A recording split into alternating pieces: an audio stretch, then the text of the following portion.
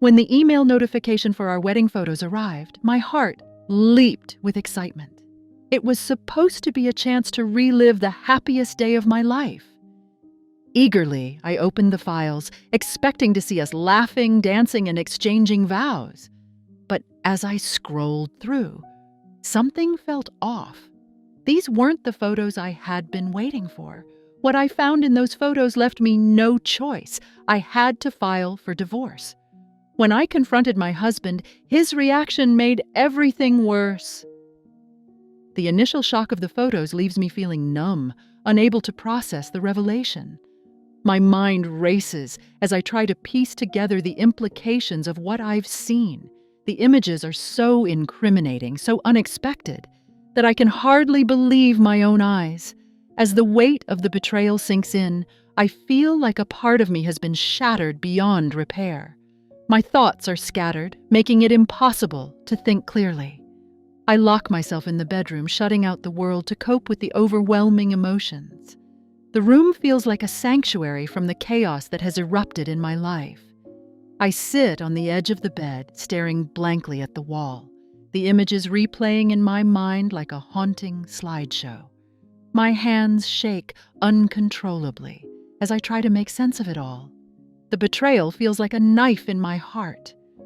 Through tears, I start making phone calls to close friends, seeking solace and answers. "You won't believe what I just found." I sob into the phone, struggling to get the words out. Each friend listens intently, offering their support and trying to comfort me. They offer theories, trying to help me understand what could have led to this shocking discovery. Yet none of their explanations seem to fit, only deepening my despair. Each friend has their own theories about the photos, but none of them seem to fit. "Maybe it's a misunderstanding," says Janet, trying to offer a glimmer of hope. "Could it be a cruel joke?" suggests Mike, his voice tinged with anger. Despite their best efforts, none of their suggestions provide the clarity I desperately need.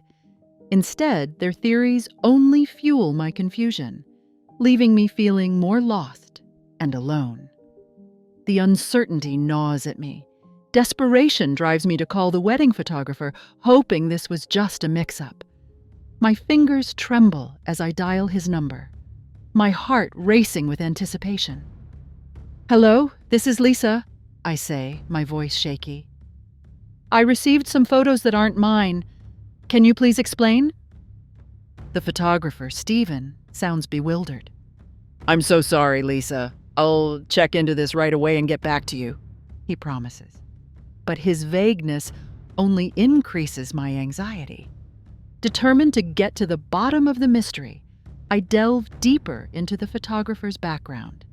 I spend hours scouring the internet for any information about him.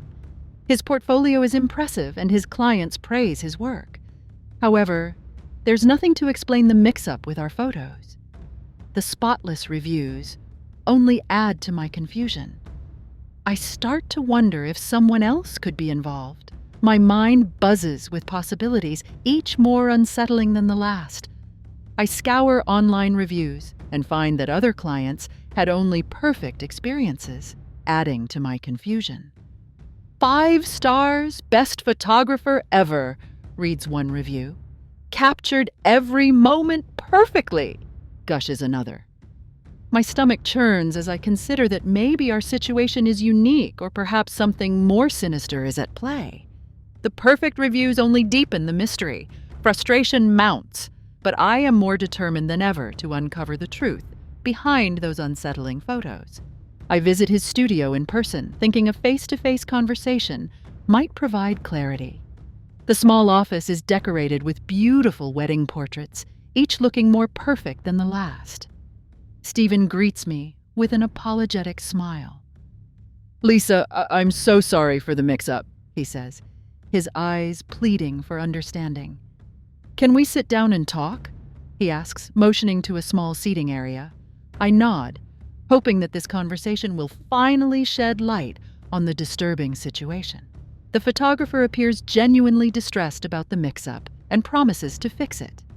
He sifts through his files, muttering apologies, but his hands betray a nervous tremor. "I'll double-check everything and get back to you by the end of the day," Stephen assures me, his voice tinged with genuine concern.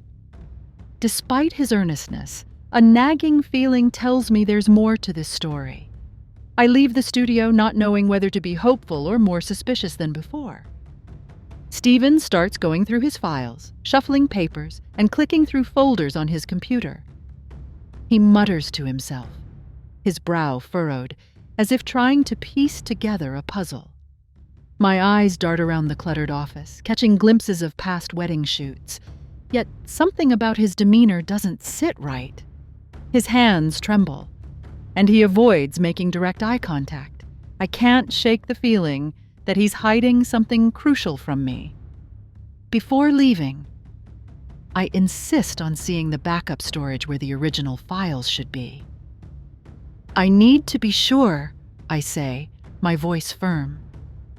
Stephen hesitates, his eyes flickering with uncertainty. "Those are in a secure place," he stammers. "I'll handle it." His hesitation only heightens my suspicion. Reluctantly, he leads me to a storage room, fumbling with the keys. Finally, he opens it, but something about his reluctance sets me on edge. Coming back home, I notice a strange shift in my husband, Mark's demeanor. He's unusually cheerful, almost as if the tension in our lives doesn't exist. "How was your day?" he asks brightly, not a hint of worry in his voice. The dramatic change feels out of place, given the storm of emotions brewing inside me. I watch him closely, every laugh and joke feeling like a slap to my face. It only deepens my suspicions. His nonchalance infuriates me, making me question our entire relationship. How can he be so calm when everything is falling apart? He whistles while making dinner, talks about work like nothing's wrong. My frustration boils over, but I grit my teeth and stay silent, wanting to understand his behavior better. I start to wonder if he's hiding something or simply oblivious. Either way, his carefree demeanor feels like a betrayal in itself. I decide to spend the next day observing his behavior closely for any signs of guilt or deception. From the moment he gets up to the time he goes to bed, I watch him like a hawk. Does he fidget? Avoid eye contact? Is he overly attentive? Every action and word is scrutinized, but he goes about his day normally, blending into our usual routine. It's maddening, making it impossible to tell if he's genuinely unaware or skillfully deceptive. At dinner, Mark makes an oddly timed joke about the photographer, which feels off and insincere. "Maybe he's just trying to be an artist," he chuckles, his eyes not quite meeting mine. The joke falls flat, my appetite disappearing. His attempt at lightening the mood only makes things worse, adding to my growing unease. I force a tight smile, not wanting to give away my thoughts. Inside, I feel the walls closing in. That night, as Mark sleeps soundly next to me, I secretly check his phone for anything unusual. My hands tremble as I navigate his messages, praying I find nothing. But a sense of dread fills me as I scroll through the conversations. The longer I search, the more paranoid I become. Finally, a series of messages between him and an unknown number catches my eye. I hold my breath, my heart pounding in my chest. I discover a series of messages between Mark and an unknown number, making my heart race. The texts aren't overtly romantic, but seem too familiar for comfort. "Had a great time today," and "let's meet again soon," stand out like red flags. It feels like betrayal all over again. My mind swirls with fear and anger as I take screenshots of the messages for evidence. Who is this person, and what are they hiding together? The text conversations reveal half-told stories and vague plans, increasing my suspicion. Mentions of projects and catching up without specifics feel like a deliberate attempt to hide the truth. The ambiguity is maddening, making it impossible to draw clear conclusions. Every message I read feels like a punch to the gut. Determined to find out more, I save the mysterious number, vowing to uncover who it belongs to and what they're up to. I save the number and ask my tech-savvy friend Emily to help trace it. We meet at a cozy coffee shop, her laptop ready for action. "Let's find out who this is," Emily says, her eyes narrowing with determination. After a couple of hours of tech wizardry, Emily turns the screen towards me with a triumphant smirk. "Her name is Laura," she says, revealing an unexpected connection to our neighborhood. My stomach twists as the puzzle pieces start fitting together. Meeting at a coffee shop, Emily brings her laptop, ready to unmask the sender. We sip on aromatic lattes, the tension palpable between us.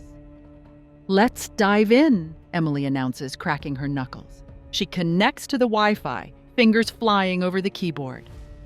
I sit anxiously, my mind running wild with thoughts of who this Laura could be. After an hour of focused work, Emily begins to piece things together. After a couple of hours of tech wizardry, Emily discovers the number belongs to a woman named Laura. Her cursor hovers over the name as she glances up at me. "Got it," she says, her voice steady yet excited. My heart skips a beat. Emily prints out the details and I stare at the name. This isn't a random person, this is Laura. But who is she to my husband and what could she want? We are both stunned to find out that Laura lives in our neighborhood, making the connection more personal. "She's too close for comfort," I say, my voice tinged with disbelief. Emily raises an eyebrow. "You need to talk to her directly," she suggests. The proximity adds a new layer of complexity to the mystery, making it impossible to ignore. I feel a surge of dread, but also a fierce determination to uncover the truth. I decide to confront Laura directly, driven by a mix of dread and determination. Emily offers to come along, but I decline, feeling this is something I need to face alone. "Good luck," she says, squeezing my hand. As I drive towards Laura's house, my mind races with potential outcomes. The dread tightens its grip, but determination fuels each turn of the wheel. Today, I will get answers, one way or another. I drive to Laura's house, my mind racing with potential explanations. Is she a coworker, an old friend, or something more sinister? The possibilities are endless and tormenting. The neighborhood looks peaceful, which is ironic given the storm brewing inside me. As I pull up to her driveway, I take a deep breath, trying to steady my nerves. With one final gulp of air, I step out and make my way to her front door. Laura looks genuinely confused by my sudden visit when she answers the door. "Can I help you?" she asks, her brow furrowed. Her confusion seems genuine, which only adds to my own bewilderment. "I'm Lisa," I introduce myself, struggling to keep my voice steady. "We need to talk about those messages." Her eyes widen slightly, but still show no recognition. She steps aside, inviting me in. "Sure, come inside," she says warily. Without wasting time, I ask her about the messages and her connection to my husband. "What's going on between you and Mark?" I blurt out, unable to mask my frustration any longer. Laura's face goes from confused to guarded. She glances at her phone lying on the table. I don't know what you're talking about," she stammers. The tension is palpable, the air thick with unspoken questions. I refuse to back down. Laura's eyes widen with surprise, and she invites me inside to explain. "Please take a seat," she says, gesturing to a cozy living room filled with family photos and tasteful decor. I choose the edge of an armchair, my eyes never leaving her. Laura takes a deep breath, clearly preparing herself to lay out her side of the story. The seconds stretch into what feels like minutes as I wait for her to start. She claims my husband had been helping her with a project, and nothing more. "It's really just work-related," Laura insists, her eyes meeting mine earnestly. "He's been helping me set up a community garden. Nothing personal, I swear." Her explanation sounds plausible, but given everything I've discovered, it hardly soothes my anxiety. I nod, playing along, but my mind races with doubt. Can I really trust her words without more evidence? Our conversation is interrupted by a call from my husband, who seems anxious about my whereabouts. My phone rings loudly, shattering the fragile calm. I see Mark's name on the screen and hesitate for a moment before answering. "Hey, Lisa, where are you?" His voice sounds fraught with concern. "I'm out, just dealing with something," I reply curtly. The timing of his call only deepens my suspicions. Laura watches me intently, her face unreadable. Seeking clarity, I decide to follow Laura's movements over the next few days. Every morning, I park my car discreetly a few houses away, binoculars ready on the passenger seat. I observe her daily routine, taking note of any unusual activities or visitors. The monotony of her schedule adds to my suspicion. No one can be this predictable. I jot down times and interactions, waiting for that one clue that will crack the case wide open.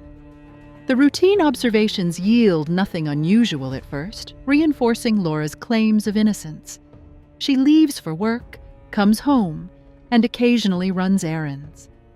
I start questioning my own judgment, wondering if I've been too paranoid. Despite the lack of suspicious behavior, my gut tells me there's more to uncover. Frustration mounts as days go by without any revealing episodes. I can't help but feel that I'm missing something important, something just beneath the surface. On the third day, however, I notice her meeting my husband at a secluded park. My heart races as I park the car at a distance, keeping a low profile. They don't see me, allowing me an unobstructed view. Mark and Laura appear deep in conversation, their faces animated. This secret meeting contradicts everything Laura said. I can't tear my eyes away, sensing that this could be the clue I've been waiting for. My heart pounds as I watch them talk animatedly, their body language indicating more than just a casual friendship. The way Mark leans in and Laura gestures widely makes it clear that their interaction is intense. I snap a few pictures from my phone, hands trembling. I feel a mix of betrayal and vindication. This hidden rendezvous leaves me both upset and determined to confront the truth head on. What are they hiding? They part ways after an hour, each going in opposite directions. I stay hidden, watching until they're out of sight. My mind races with questions. What were they discussing so secretly? Why did they meet at this secluded spot? I start my car and drive home, my mind churning with possibilities. Every assumption I had is now up for reevaluation. This meeting changes everything, and I resolve to confront Mark by evening. Fueled by newfound anger, I resolve to confront my husband that evening. I plan my approach, rehearsing what to say and how to say it. The evidence is undeniable now. The photos, the texts, and the secret meeting. I can't ignore the signs any longer. As the hours tick by, my anger turns into a cold determination. Tonight, the truth will come out, no matter how painful. I need answers, and I need them now. That night, I lay out the evidence I've gathered, from the photos to the text messages and the park meeting. Mark walks in, and I can see the surprise on his face turning into worry. "We need to talk," I say bluntly, pointing to the table where all the evidence sits. His eyes widen as he takes in the gravity of the situation. He sits down facing me, his expression unreadable yet tense. My husband's reaction is carefully measured, but I see his facade starting to crack. He looks at each piece of evidence, seemingly trying to make sense of it all. "Lisa, I can explain," he starts, his voice steady yet strained. But the slight tremor in his hands gives him away. He attempts to maintain control, but the truth is too weighty. "Please, hear me out," he pleads, eyes now betraying a flicker of panic. Tears fill his eyes as he insists that everything can be explained. This vulnerability is rare, almost shocking. "Lisa, please believe me, it's not what it looks like," he says, voice cracking. His desperation tugs at my heart, but the betrayal still looms large. He swallows hard, struggling to keep the tears at bay. I sit silent, studying his face and weighing his words. Trust is fragile, and right now it hangs by a thread. He begs me to attend couples therapy before making any rash decisions. "We can fix this," Mark says, reaching for my hands. "Please, Lisa, just give us a chance to get through this." His eyes are filled with genuine fear and regret. Despite my shattered trust, there's a part of me that wants to believe him. Therapy might offer answers and clarity, but can it mend the fractures that have formed in our relationship? His pleas seem sincere, but my trust it is shattered, and I refuse to be swayed easily. I pull my hands away from his grasp, shaking my head. "I don't know if therapy can fix this, Mark," I say, my voice barely above a whisper. He looks desperate, eyes filled with regret and fear, but I just can't bring myself to believe him. This betrayal feels too deep, too raw to forget. The tension at home becomes unbearable, prompting me to temporarily move in with my friend Emily. I pack a small bag, my hands unsteady as I toss in clothes and toiletries. "Take your time, Lisa," Emily says when I arrive at her place, her voice filled with sympathy. The familiar warmth of her home provides some comfort, but my mind remains restless, plagued by questions and doubts. I feel like a stranger in my own life. During this time, I start digging into my husband's past for any patterns of deceit or hidden secrets. Emily helps me, her investigative skills coming in handy. She sets up a board with sticky notes and timelines, making the search methodical. "Let's see if we can find any inconsistencies," she says, her focus unwavering. We spend hours combing through old records, social media posts, anything that might shed light on Mark's true nature. Emily suggests consulting a private investigator to gather more concrete evidence. "A professional might have better resources," she reasons. Reluctantly, I agree. After some research, we shortlist a few agencies. "This one looks promising," Emily says, pointing to a website that seems reputable. I make the call, my heart pounding as I explain our situation. The investigator listens carefully and agrees to take on the case, providing a glimmer of hope for some factual clarity. Reluctantly, I agree, and we hire Detective Rodriguez to uncover any potential affairs or hidden lives. Rodriguez is thorough, asking detailed questions about Mark's behavior and our relationship. "I'll need as much information as possible," he says, his voice steady with experience. We provide him with everything we've gathered so far. "Leave it to me," Rodriguez assures us. The wait for his findings is agonizing, each day feeling like an eternity as we hope for answers. Within a week, Rodriguez provides us with a preliminary report that includes detailed surveillance logs. He hands over the documents, his face serious. "Here's what I found so far, he says, pointing to highlighted sections. Emily and I pore over the pages, noting times, dates, and locations. The meticulous details paint a vivid picture, but one line stands out among the rest, a reference to a property my husband has been visiting frequently. One line stands out, a reference to a property my husband has been visiting frequently. My heart pounds as I stare at the address. What could he be doing there, I wonder aloud. The uncertainty is maddening, fueling my determination to find out more. Emily looks at me, her expression one of concern and curiosity. "Let's dig deeper," she suggests, knowing full well that this could be a turning point in our search for the truth. Curious and terrified, I decide to visit this mysterious property myself. I plug the address into my GPS, the drive filled with nervous anticipation. The cityscape transitions to quieter suburbs, and finally, to a secluded area on the outskirts of town. I park a short distance away, my hands shaking as I step out of the car. The house stands there, unassuming and quaint, yet it holds the key to the truth I've been seeking. The address leads me to a quaint little house on the outskirts of town, It's surrounded by a well-kept garden, the kind that seems lovingly tended to. I take a deep breath, my heart pounding in my chest. With every step toward the house, the knot in my stomach tightens. What will I find inside? Tension mounts as I approach a window, hoping for some sign or clue. I peer inside, my curiosity tinged with dread. Nervously, I peek through the windows and see a woman, seemingly unaware of my presence. She moves about the house with ease, setting down a cup of coffee before picking up a book. My heart skips a beat. She looks familiar. It's the same woman from some of the wedding photos. My mind races to connect the dots. What is her role in all this? The mystery only deepens, and I feel more determined to uncover the truth. It takes a moment to recognize her. She's the same woman from some of the wedding photos. My heart skips a beat. I examine every detail, from her hair to the shape of her face. The familiarity is undeniable. This isn't just a coincidence. Questions flood my mind. Why was she in those photos? And what's her connection to Mark?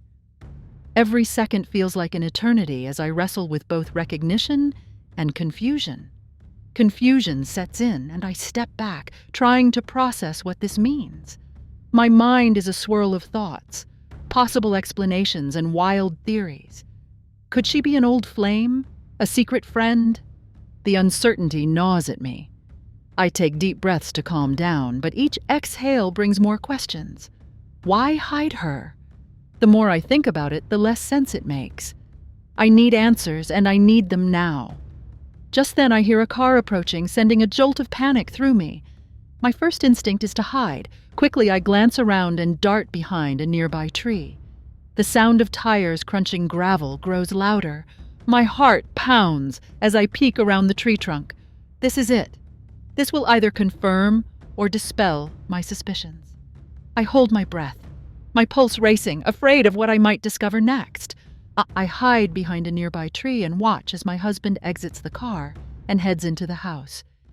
He moves with familiarity, like he's been here countless times. My stomach churns with a mix of dread and anger. They embrace briefly before disappearing inside. Tears sting my eyes, but I force myself to stay focused. I need to see more, to gather concrete evidence that will explain this painful mystery. My suspicions explode into a whirlwind of questions as I watch him enter the house. What's his relationship with this woman? How could he lie so blatantly? Every theory I had now seems plausible. Was this why he was so cheerful recently? Betrayal washes over me like a tidal wave. But I stand firm, needing more proof. Each minute feels like an hour as I wrestle with the uncertainty and evolving fears. Why is he visiting this woman's home so frequently? Could she be his mistress? The thought is heartbreaking, but it's a possible answer to everything I've uncovered. My mind races to fill in the gaps, creating scenarios, none of which end well. I try to think logically to find another reason, but nothing fits. Every rational thought is drowned out by the overwhelming possibility of betrayal and hidden lives. I quietly retreat, taking photos to document his visit, feeling more betrayed than ever. Each click of the camera solidifies the painful reality. I snap a final picture of the house, my hands trembling with anger and sadness. Retreating back to my car, I try to keep my emotions in check. This evidence will be crucial when I confront him. As I drive away, every mile increases the weight of my discovery. That evening, I confront him with the new evidence, demanding an explanation. "What is this?" I ask, thrusting the photos towards him. His face pales as he looks at the images. "Care to explain why you're visiting that house?" My voice is shaky, but I keep my composure. Mark fumbles for words, clearly caught off guard. The room feels like it's closing in as I wait for his response, dreading what comes next. His reaction is raw and unfiltered. He finally breaks and admits a terrible secret. Mark's shoulders slump, and tears well up in his eyes. "Lisa, I've been keeping something from you." he starts, voice shaking. It's not what you think. His vulnerability is palpable, and it hits me hard. For a moment, I almost feel pity, but the weight of betrayal holds me back. My heart races, waiting for him to continue. He confesses that the woman in the house is not a mistress, but his long-lost sister. Shock immobilizes me. We reconnected recently, Mark explains, tears flowing. We kept it secret to protect my parents from the shock. The emotional weight of his words hangs heavy in the air. The photos were from a family event, a crushing, unfortunate mix-up. The full truth is finally revealed, but the emotional damage seems irreparable. He explains that they recently reconnected and kept their meetings secret to protect his aging parents from the shock. His voice is steady, yet laden with emotion. I didn't want to hurt them, he says, and my mind spins, trying to absorb this new information. Mark's eyes are filled with regret and sorrow, but I can't shake the feeling of betrayal. The truth finally out, but the trust between us feels irreparably broken. The photos the photographer sent were from a family event they attended before our wedding, not our wedding. Mark explains, it was her first family gathering since we reconnected, and I cherished those moments. The full weight of the mishap hits me. All this chaos over a mix-up, yet the damage feels too extensive. Those photos, meant to be precious memories, turned our lives upside down. Understanding doesn't ease the hurt I feel. It was all a mix-up, but a devastating one that exposed hidden lives and constant lies. The pictures brought to light not just secrets, but also the fragility of our relationship, the hidden meetings, the secret messages, all for the sake of protecting his parents. The truth, although benign in retrospect, revealed the extent to which we concealed parts of our lives from each other. Our foundation feels shattered beyond repair. Unable to process the breach of trust, I decide to file for divorce. I can't do this anymore, I whisper, my voice breaking. The betrayal, the lies, the secrecy, it's all too much. Mark's face falls, tears welling again, but I've made up my mind. The papers feel heavy in my hand, each one a painful reminder of what we've lost. I sign my name, a final act in what feels like a tragic play. My husband begs for forgiveness, promising transparency, but it's far too late for that. Please, Lisa, give me another chance, he implores, dropping to his knees. His desperation is palpable, but it does little to mend my shattered trust. I shake my head slowly, aching from the inside out. I just can't anymore, Mark, I say softly. His eyes reflect the immense regret he feels, but the damage is irreparable. I move out permanently, knowing that while the truth came out, it was too late to save our marriage. Packing my things feels like closing a chapter I never thought would end this way.